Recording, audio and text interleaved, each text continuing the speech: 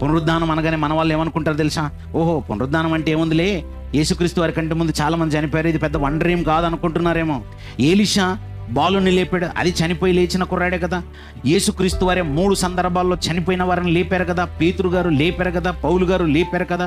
ఎవరు లేపకుండానే దేవుడి యేసుక్రీస్తు వారి యొక్క మరణానికి గుర్తుగా అనేక మంది పరిశుద్ధుల మరి శవాలు లేచాయి కదా.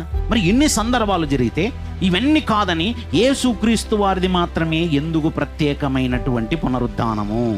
బాగా గుర్తుంచుకోండి. ఒక వ్యక్తి చనిపోయాడా, చనిపోయి తిరిగి లేచి మళ్ళా చనిపోయాడు అనుకోండి, అది పునరుద్ధానం కాదు. అసలు యేసుక్రీస్తు వారి కంటే ముందు చనిపోయిన వాళ్ళు ఎక్కడైనా బ్రతికి ఉన్నారా? చనిపోయి తిరిగి లేచిన వాళ్ళు ఎక్కడైనా బ్రతికున్నారంటే ఎక్కడ లేరు, అందరూ చనిపోయారు. మొత్తం తిరిగి లేచిన అందరూ మళ్ళీ చచ్చిపోయారు. మరి అది పునరుద్ధానం ఎలా అవుతుంది? చస్తే అది మరణం అవుతుంది. చనిపోయి లేచి మళ్ళీ చావని వారు ఎవరైనా ఉన్నారంటే వన్ అండ్ ఓన్లీ యేసుక్రీస్తు వారు మాత్రమే.